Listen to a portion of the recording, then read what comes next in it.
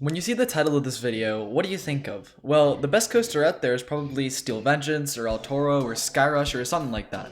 But not this video. Today, we're traveling outside of North America, over to Europe. We're going to a small family park in Belgium that houses possibly the best coaster in the world. This is Ride to Happiness. I'll start with a bit of background knowledge. Ride to Happiness opened just recently in 2021 in the small family-oriented park known as Plopsaland, Japan.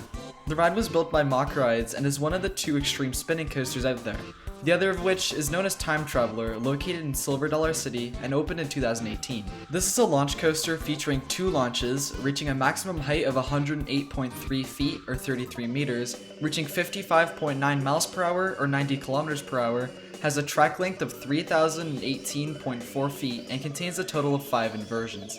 These inversions consist of a JoJo roll, banana roll, vertical loop, zero-G roll, and step-up underflip. No time to waste though, let's begin with the layout. The layout starts with a bang, beginning with the JoJo roll right out of the station. Now this is already unique enough as is, but the weird thing about this JoJo roll is that it doesn't travel in a straight line. Two other coasters, being Hydra the Revenge and Copperhead Strike, also contain these inversions, but they travel completely forwards. The one on Ride to Happiness turns to the right during the roll, providing an extremely weird and indescribable feeling along with world-class hang time. Then, you pit stop on the launch track. You stop there for about 5 to 6 seconds before launching.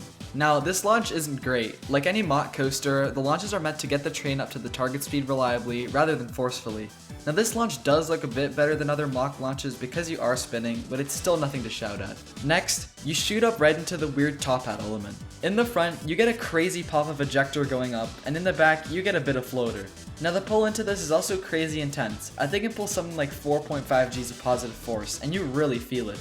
Now in between the rise and the drop is this little outer banked scenic turn element. It's not really too thrilling most of the time, but if you get lucky, you face downwards on the outer bank and it feels like a dive coaster holding brake. Next up, there are a few inversions. These all sort of blend in with each other, but they each bring something unique to the table. The banana roll looks like it has some good G's at the bottom and some solid hang time at the top. This combined with the spinning looks like it'd feel pretty odd though.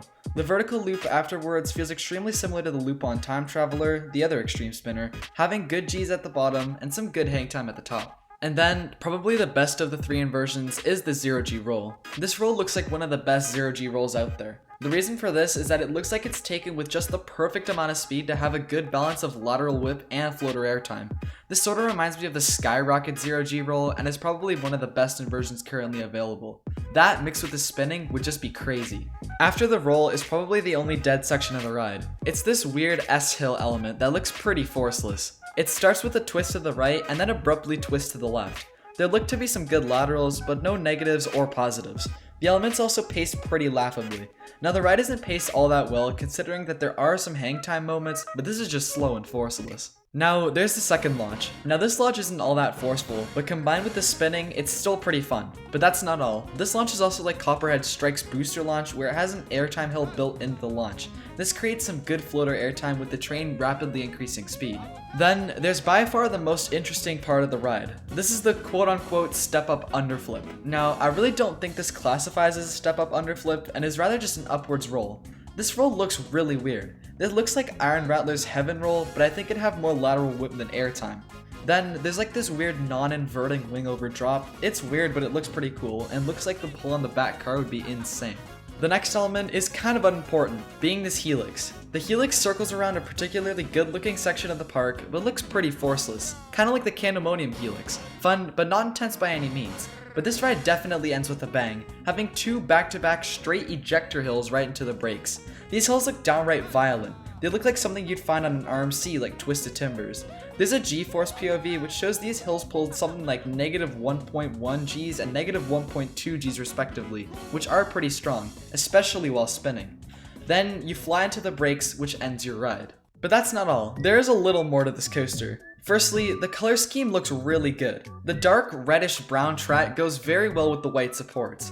The area around the coaster also looks really nice with all the nice landscaping and the picturesque backdrop of the lake. The station's also extremely well detailed and has a video of an extremely detailed face speaking to you before you dispatch. The trains are also stunning. These are probably the most detailed trains on any coaster I've ever seen. I even prefer these to the Time Traveler trains, which I'd previously claimed were my favorites. Now for some reason, I never really paid attention to this coaster during construction or when it opened. Considering that I mostly watch coaster videos of American coasters, this kinda just flew under my radar.